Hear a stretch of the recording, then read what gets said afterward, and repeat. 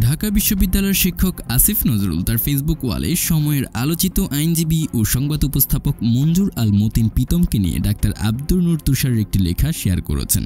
সেই লেখাটি থেকে সাহসী এই আইনজীবী সম্পর্কে জানা গেছে অনেক অজানা তথ্য। কি আছে সেই লেখায়, সেটি থাকছে আমাদের আজকের এই আয়োজনে। রাজনৈতিক অঙ্গনের নানান ইতিহাস ও তথ্য পেতে আমাদের চ্যানেলটি সাবস্ক্রাইব করে বেল বাটনটি প্রেস করে রাখুন।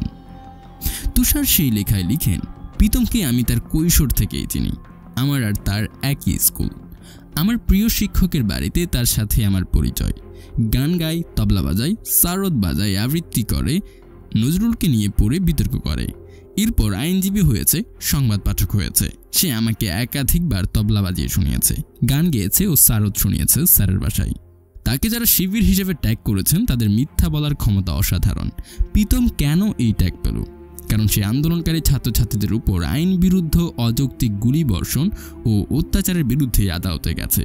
যারা তাকে ট্যাগ লাগিয়েছেন তারা কি তবে এই ছাত্রছাত্রীদের উপর যুক্তিহীন গুলি বর্ষিত হোক সেটা চান? তারা কি চান ছাদে, জানালায়, সিঁড়িতে, ফুটপাতে মানুষ গুলিবিদ্ধ হোক? এই মটরশুঁটি সাইজ হৃদয় ও ডাবের পানিতে ভরা মাথা নিয়ে এই লোকগুলো কতটা অযোগ্য এটা এদের এই উজুরুকিতে বোঝা যায়। এরা এমনকি একটা বিশ্বাসযোগ্য গল্প দাঁড়া করাতেও অক্ষম।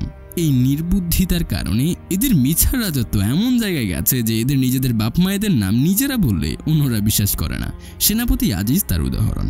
বঙ্গবন্ধুর ছেলে শহীদ Sheikh Jamal residential model high স্কুলের ছাত্র ছিলেন। নজরুল হাউসের ডাইনিং হল, যেখানে মন্ত্রী নসরুল হামিদের একা নজরুলের ছবি ঝোলে, সে হাউসের ছাত্র ছিল প্রীতম। ওই হাউসেই শেখ জামাল থাকতেন।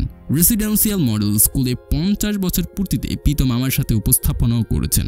আর ওই একই দিনে নজরুল হাউসের ডাইনিংয়ে আমরা প্রধানমন্ত্রীর সাথে বৈকালিক নাস্তা খেয়েছিলাম। এই স্কুলের ছাত্রদের ভেতর 5 জন এমপির মধ্যে 3 জন মন্ত্রী। এরা সবাই প্রীতমকে চেনার কথা। তারপরেও সে শিবির, কারণ সে গুলি হোক চায় নাই।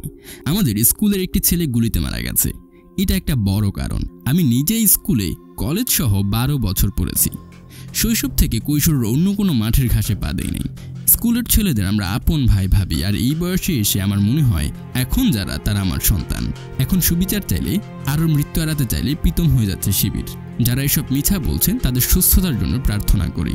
রাজনীতি এতই অন্ধ, এতটা বুঝি নাই। তারা শিবিরের একটা সরল সাথী আবিষ্কার করেছে।